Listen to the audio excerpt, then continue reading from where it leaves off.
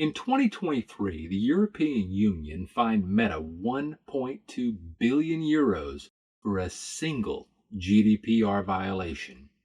That's a billion with a B. For context, that's more than the GDP of some countries. The EU doesn't have Apple, Google, or Amazon. It's not a military superpower like the United States or China, yet it controls how global markets operate from San Francisco to Singapore. This is Chapter 11 from Learn Fast, Fail Quick, Dominate Slow, Europe's regulatory statecraft. You don't need to dominate markets by building better products. You dominate by defining the rules everyone else must follow.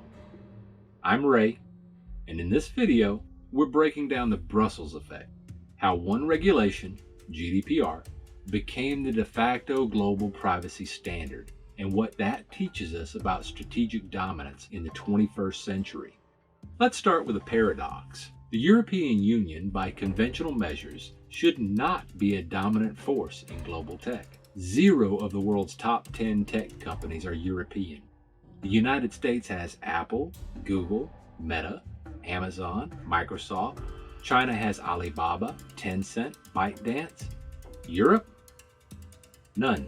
Military power? The EU spends $350 billion on defense annually. The US?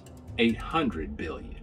The EU is not projecting power through aircraft carriers or hypersonic missiles. Yet here's what happened. In May of 2018, the EU implemented GDPR, the General Data Protection Regulation. Within 6 years, 147 countries adopted GDPR-like laws. GDPR-like. The EU template became the global standard. This is the Brussels effect, a coined term by Columbia law professor Anu Bradford. The EU uses its market size, 450 million consumers, $16 trillion GDP, to set regulatory standards that corporations adopt globally, because they have to. It's economic logic. Imagine you're Meta. You operate globally. The EU says, follow GDPR rules or you can't access 450 million European customers. You have 3 options. Either 1, build separate data infrastructure for Europe versus the rest of the world that's expensive and operationally complex. 2, exit the European market. That's unthinkable.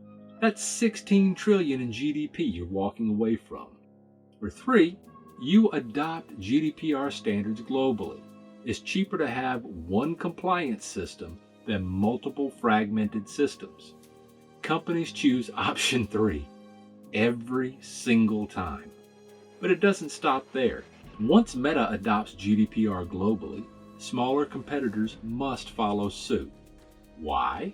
Because if Meta offers GDPR-level privacy protections in the United States and you don't, you're at a competitive disadvantage.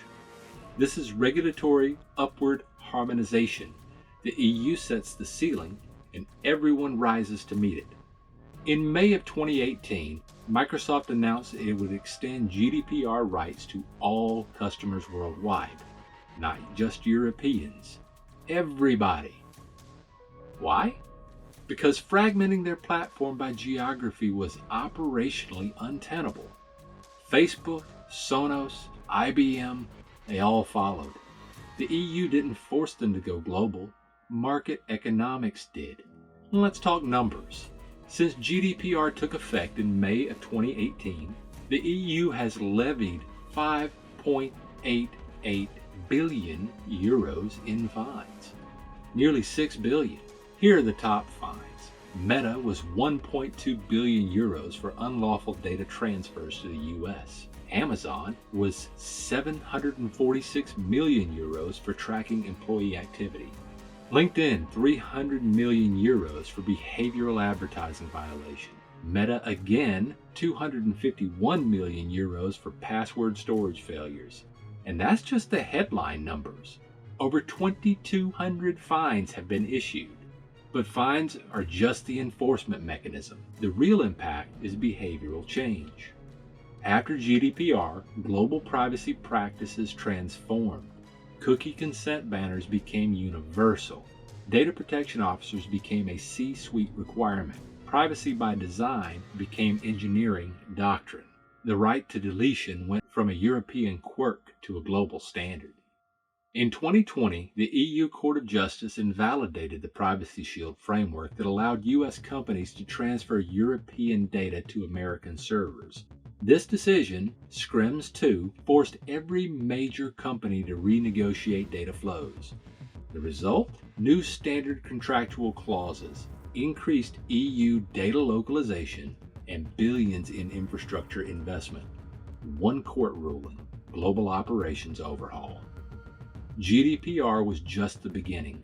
In 2024, the EU activated the Digital Markets Act, the DMA. 6 companies designated as gatekeepers: Alphabet, that's Google, Amazon, Apple, ByteDance, Meta, and Microsoft.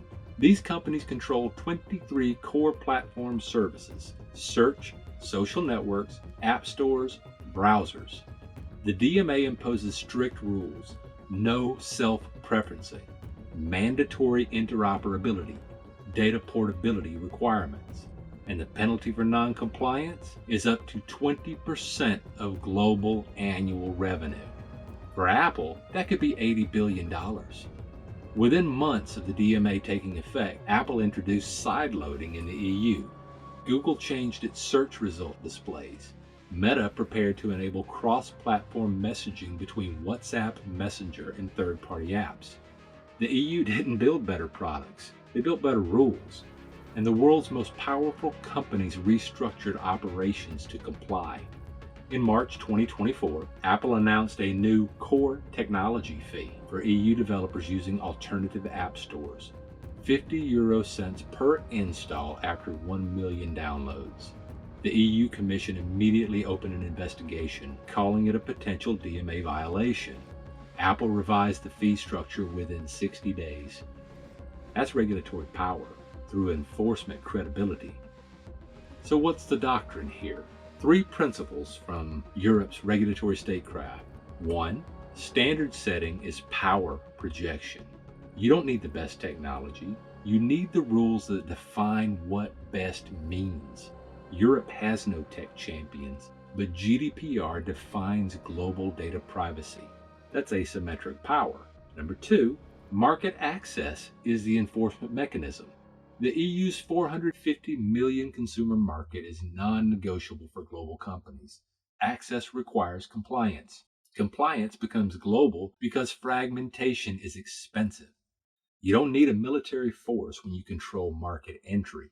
3, dominate slow. GDPR took 4 years to negotiate, 2 years to implement. The DMA took 3 years from proposal to enforcement. This is not move fast and break things. This is learn fast, fail quick, and dominate. Build consensus deliberately. Implement thoroughly. Enforce credibility. The result? $6 billion in fines. 147 countries adopting your template. Global corporate behavior aligned to your standards. This is Act 4, Chapter 11 from Learn Fast, Fail Quick, Dominate Slow. The lesson isn't build better regulations, it's this: identify the rules that govern your industry, then become the entity that writes them. Europe didn't out-innovate Silicon Valley, they out-regulated it, and in the 21st century that might be the more enduring form of dominance. If you want the strategic breakdown, the book is coming soon. And if you're thinking about how to apply standard-setting strategy to your industry, that's what we cover in the next chapter. Subscribe for more strategic case studies. I'm Ray, and thank you for watching.